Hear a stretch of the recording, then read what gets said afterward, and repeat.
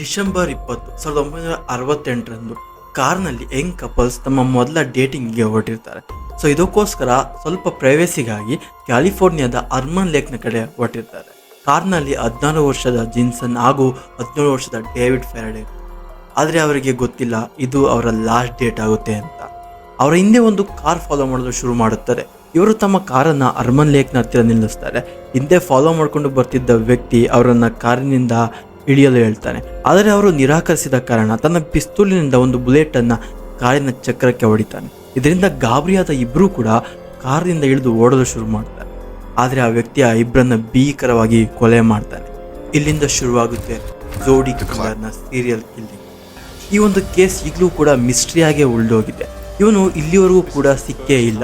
ನಾವು ತುಂಬ ರೀತಿ ಸೀರಿಯಲ್ ಕಿಲ್ಲರ್ಗಳನ್ನು ನೋಡಿದ್ದೇವೆ, ಆದರೆ ಈ ರೀತಿ ಒಬ್ಬ ಕಿಲ್ಲರನ್ನು ಯಾವತ್ತೂ ಕೂಡ ನೋಡಿರೋದು ಸಾಧ್ಯನೇ ಇಲ್ಲ. 1960-70ನೇ ಟೈಮ್ನಲ್ಲಿ ಈ ಫ್ರಾನ್ಸ್ ಈತನ ದಾಳಿಗೆ ಭಯಭೀತರಾಗಿದ್ದರು. ಈತ ಕೊಲೆಯನ್ನ ಮಾಡಿ ಪೊಲೀಸ್ಗಳಿಗೆ ಖುದ್ದಾಗಿ ಲೆಟರನ್ನ ಬರೀತಿದ್ದ.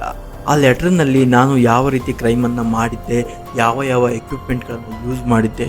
ಈತ 2 ಕೊಲೆಗಳ ಮಾಡಿದ ನಂತರ ಕೆಲವೊಂದಿಷ್ಟು ತಿಂಗಳುಗಳ ಕಾಲ ಮೌನವಾಗಿ ಇದ್ಬಿಡ್ತಿದ್ದ. ಮತ್ತೆ ಇನ್ನೊಂದು ಕೇಸ್ನ ಜೊತೆ ಹಿಂದೆ ಬರುತ್ತಿದ್ದ. 4th ಜುಲೈ 1969ನಲ್ಲಿ ಅವತ್ತು ಅಮೆರಿಕದ ಇಂಡಿಪೆಂಡೆನ್ಸ್ ಡೇ ಸೆಲೆಬ್ರೇಷನ್ ಇತ್ತು. ಅದಕ್ಕೋಸ್ಕರ ಪಟಾಕಿಗಳನ್ನು ತೆಗೆದುಕೊಂಡು ಕಾರ್ನಲ್ಲಿ 18 ವರ್ಷದ ಡರ್ಲಿನ್ ಫೆರಿನ್ ಹಾಗೂ 16 ವರ್ಷದ ಮೈಕ್ ಮೆಗು ಕಾರ್ನಲ್ಲಿ ಹೋಗಬೇಕಾದ್ರೆ ಅವರ ಹಿಂದುಗಡೆ ಒಂದು ಕಾರ್ ಫಾಲೋ ಮಾಡೋದನ್ನು ಅವರು ನೋಟಿಸ್ ಮಾಡ್ತಾರೆ. ಇದರಿಂದ ಅವರು ಒಂದು ಕಡೆ ಕಾರನ್ನು ಪಾರ್ಕ್ ಮಾಡ್ತಾರೆ. ಅವರ ಹಿಂದೆ ಫಾಲೋ ಮಾಡಿಕೊಂಡು ಬರ್ತಿದ್ದ ಕಾರ್ ಕೂಡ ಪಾರ್ಕ್ ಮಾಡುತ್ತೆ. ಆದರೆ ಕೆಲವೇ ಸೆಕೆಂಡ್ಗಳಲ್ಲಿ ಕಾರ್ ಅಲ್ಲಿಂದ ಹೊರಟು ಹೋಗುತ್ತೆ. ಇದರಿಂದ ಇವರು ಆರಾಮಾಗಿ ನಿಟ್ಟಿಸರು ಬಿಡಬೇಕಾದ್ರೆ ಮತ್ತೆ ಆ ಒಂದು ಕಾರ್ ವಾಪಸ್ ಬರುತ್ತೆ. ಬಂದು ಇವರ ದಾರಿಯನ್ನು ಬ್ಲಾಕ್ ಮಾಡುತ್ತೆ. ಆ ಕಾರ್ನಿಂದ ಒಬ್ಬ ವ್ಯಕ್ತಿ ಆಚೆ ಇಳಿಯುತ್ತಾನೆ. ಅವನ ಕೈಯಲ್ಲಿ ಒಂದು ಪವರ್ಫುಲ್ ಫ್ಲ್ಯಾಶ್ ಲೈಟ್ ಇಟ್ಕೊಂಡಿರ್ತಾನೆ. ಆ ಒಂದು ಲೈಟನ್ನು ಇವರ ಮುಖದ ಮೇಲೆ ಬಿಡ್ತಾನೆ. ಇದರಿಂದ ಅವರು ಪೊಲೀಸ್ ಇರಬಹುದು ಎಂದ್ಕೊಳ್ತಿರ್ತಾರೆ. ಆದರೆ ಅಷ್ಟರಲ್ಲಿ ಅವನು ಅವರಿಬ್ಬರನ್ನು ಕೂಡ ಶೂಟ್ ಮಾಡಿ ಅಲ್ಲಿಂದ ಎಸ್ಕೇಪ್ ಆಗೋಗ್ತಾನೆ. ಆದರೆ ಇಲ್ಲಿ ಮೈಕ್ ಗಾಯಗೊಂಡಿರುತ್ತಾನೆ ಅಂಡ್ ಆತನನ್ನು ರೆಸ್ಕ್ಯೂ ಮಾಡಲಾಗುತ್ತದೆ.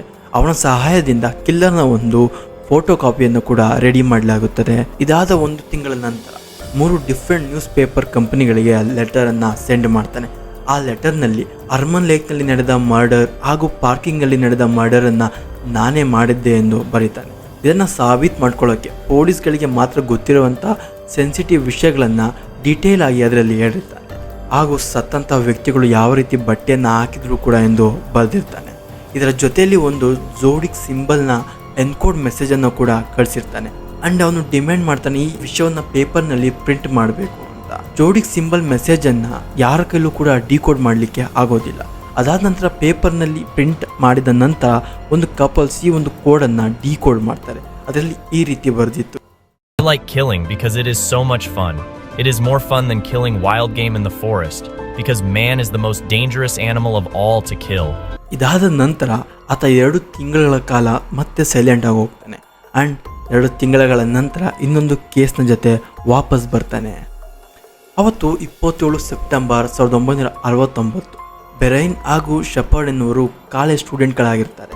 ಇವರು ಪಿಕ್ನಿಕ್ಕಿಗೆ ಎಂದು ಬೆರೇಸಿಯಾ ಲೇಕಿಗೆ ಹೋಗಿರ್ತಾರೆ. ಅಲ್ಲಿ ಒಬ್ಬ ವ್ಯಕ್ತಿಯನ್ನು ನೋಟಿಸ್ ಮಾಡ್ತಾರೆ. ಅವನು ಇವರ ಕಡೆ ಬರ್ತಾ ಇರ್ತಾನೆ ಅಂಡ್ ಅವನ ಮುಖವನ್ನು ಕವರ್ ಮಾಡಿಕೊಂಡಿರ್ತಾನೆ. ಅವನ ಕೈಯಲ್ಲಿ ಒಂದು ಪಿಸ್ತೂಲ್ ಅಂಡ್ ಶರ್ಟ್ನ ಮೇಲೆ ಈ ರೀತಿಯ ಒಂದು ಜೋಡಿಕ್ ಸಿಂಬಲ್ ಕೂಡ ಇರುತ್ತದೆ. ಅವನು ಅವರ ಹತ್ತಿರ ಬಂದು ಗನ್ನನ್ನು ತೋರಿಸಿ ಅವರ ಹತ್ರ ಇದ್ದ ದುಡ್ಡು ಹಾಗೂ ಕಾರ್ ಕೀಯನ್ನು ತೆಗೆದುಕೊಳ್ತಾನೆ. ನಂತರ ಕಾರ್ ಕೀಯನ್ನು ಅವರಿಗೆ ವಾಪಸ್ ಕೊಟ್ಟು ಗನ್ನ ಸಹಾಯದಿಂದ ಅವರ ಕೈಗಳನ್ನು ಕಟ್ಟ ಅಂಡ್ ಚಾಕ್ರಿಂದ ಅವರನ್ನ ತುಂಬಾ ಭೀಕರವಾಗಿ ಕೊಲೆ ಮಾಡ್ತಾನೆ. ಹಾಗೂ ಅವರು ತಂದಿದ್ದ ಕಾರ್ನ ಮೇಲೆ ಒಂದು ಮೆಸೇಜನ್ನು ಬರೀತಾನೆ. ಬರೆದು ಅಲ್ಲಿಂದ ಎಸ್ಕೇಪ್ ಆಗ್ತಾನೆ. ಆ ಮೆಸೇಜ್ನಲ್ಲಿ ಅಲ್ಲಿನ ಜಾಗ, ಟೈಮ್, ಡೇಟ್ ಹಾಗೂ ಪ್ಯಾಟ್ರನ್ ಅನ್ನ ಬರೆದಿರ್ತಾನೆ. ಕೊಲೆ ಮಾಡಲು ಬಳಸಿದ ವೆಪನ್ ಅನ್ನ ಬರೆದಿರ್ತಾನೆ. ಇದಾದ ನಂತರ ಪೊಲೀಸ್ಗಳು ಒಂದು ಪ್ಯಾಟ್ರನ್ ಅನ್ನ ಕಂಡಿಡ್ತಾರೆ. ಕೊಲೆ ಮಾಡ್ತಿದ್ದ ವ್ಯಕ್ತಿ ಬರೀ ಯಂಗ್ ಕಪಲ್ಸ್ ಅನ್ನ ಟಾರ್ಗೆಟ್ ಮಾಡ್ತಿದ್ದ. ಅಂಡ್ ಅವನು ಕೊಲೆ ಮಾಡ್ತಿದ್ದಂಥ ಟೈಮ್ ವೀಕೆಂಡ್ ಆಗಿರ್ತಿತ್ತು, ಇಲ್ಲ ರಜಾ ದಿನ ಆಗಿರ್ತಿತ್ತು. ಅಂಡ್ ಅವನು ಯಾವಾಗಲೂ ಕೂಡ ತುಂಬಾ ರಾತ್ರಿ ಸಮಯದಲ್ಲಿ ಕೊಲೆಗಳನ್ನು ಮಾಡ್ತಿದ್ದ.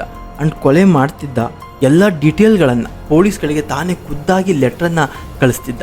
ಇದಾದ ನಂತರ ಜೋಡಿ ಕಿಲ್ಲರ್ ತನ್ನ ಕಿಲ್ಲಿಂಗ್ ಪ್ಯಾಟ್ರನ್ನನ್ನು ಚೇಂಜ್ ಮಾಡ್ತಾನೆ. ನೆಕ್ಸ್ಟ್ ಇನ್ನೊಂದು ಕೇಸ್ನ ಜೊತೆ ಬರ್ತಾನೆ. ಆದರೆ ಇಲ್ಲಿ ಕಪಲ್ಸ್ಗಳನ್ನು ಬಿಟ್ಟು ಒಬ್ಬ ಕ್ಯಾಬ್ ಡ್ರೈವರನ್ನು ಮರ್ಡರ್ ಮಾಡ್ತಾನೆ. ಅಂಡ್ ಮರ್ಡರ್ ಮಾಡಿ ಆತನ ಶರ್ಟ್ ಪೀಸನ್ನು ಕಟ್ ಮಾಡ್ಕೊಂಡು ಹೋಗ್ತಾನೆ. ಇಲ್ಲಿ ಪೊಲೀಸ್ಗಳಿಗೆ ಜೋಡಿಕ್ನ ಫಿಂಗರ್ ಪ್ರಿಂಟ್ ಸಿಗುತ್ತೆ.